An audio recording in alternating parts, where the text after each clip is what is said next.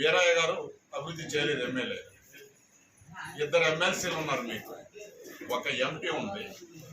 ఈ భద్రాచలానికి ఏం అభివృద్ధి చేశారు మీ ఎమ్మెల్సీలు, మీ ఎంపీలు? మీరు అదే పార్టీలో ఉన్నారు కదా, అదే పార్టీ టీఆర్ఎస్ నుంచి గెలిచినటువంటి ఎమ్మెల్సీలు, ఇద్దరు ఎమ్మెల్సీలు ఉన్నారు, పల్లా రాజేశ్వరరెడ్డి గారు, తాతమ్మధు గారు, మన భద్రాచలం మన మహబాద్ ఎంపీ గారు.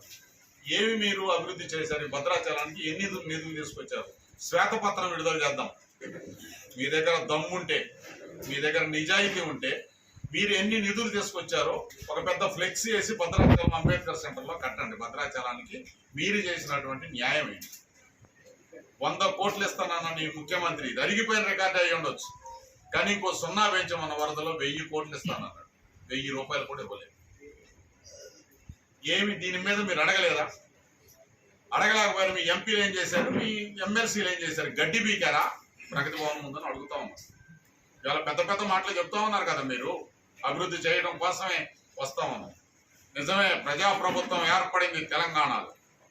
ఎవరైనా సరే వాళ్ళ సమస్యలు చెప్పుకోవడానికి, సామాన్య ప్రజలు పోయి తమ సమస్యలు చెప్పుకుంటే మంత్రులు శ్రద్ధగా విని ఆ సమస్యల పరిష్కారం చేసినప్పుడు ప్రజాప్రభుత్వం వచ్చినప్పుడు ఇలాంటి ఎమ్మెల్యేలు కలవటం తప్పులేదు.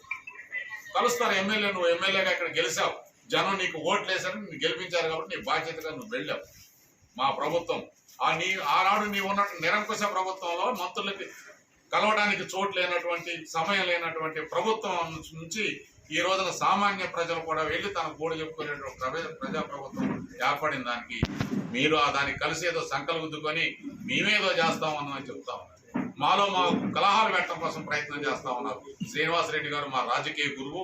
ఆయన ఎటుంటే నేను అట్టే ఉంటానంటే శ్రీనివాసరెడ్డి గారికి, వీరయ్య గారికి, ఇక్కడ ఉన్న డిసిసి ప్రెసిడెంట్ వీరయ్య గారికి ఒక తగ్గు పెట్టి, తంపట్లు పెట్టి ఏదో కాలం గడుపుకుందాం, పబ్బం గడుపుకుందాం నువ్వు ప్రయత్నం చేస్తా ఉన్నావు. నీ ఆటల సాగు వెంకట్రావు గారు, నువ్వు ఎప్పటికైనా నీ నోరు అదుపులో పెట్టుకోవాలి.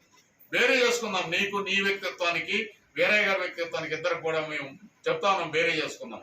6 సార్లు ఎమ్మెల్యేగా పోటీ చేసి 3 సార్లు ఎమ్మెల్యేగా గెలిచిన వీరయ్య గారు ఎలా ఉన్నాడు ప్రజలతోని? నీవు ఎలా ఉన్నావు? ఆయన ఆ రోజున కాంగ్రెస్ జెండా పట్టుకున్నాడు, ఈ రోజు వరకు కూడా కాంగ్రెస్ జెండా పట్టుకునే ఉన్నాడు. నీ రాజకీయ జీవితం ఎక్కడ మొదలైంది, ఎక్కడ అంతమైందో తెలియని పరిస్థితి. ఇవాళ కాంగ్రెస్ అధికారంలో ఉంటే కాంగ్రెస్ పార్టీలో ఉంటావు, రేపు పొద్దున బీజేపీ అధికారంలోకి వస్తే బీజేపీలో కూడా పోతావు. నీదేముంది? నువ్వు పార్టీలు మారటం అంటే నీకు చొక్కా అయిపోయినంత ఈజీ కాబట్టి నువ్వు పార్టీలు మారగలవు. నువ్వు చెప్తా ఉన్నావు, చాలా మంది చెప్తా ఉన్నారు, మేము పవర్ పాలిటిక్స్ నడుపుతాం భద్రాచలం నియోజకవర్గం అని. నిన్ను కాదు కదా, నిన్ను పుట్టించిన బ్రహ్మ వల్ల కూడా నువ్వు చెప్పిన పవర్ పాలిటిక్స్ నడపడం జరగదు.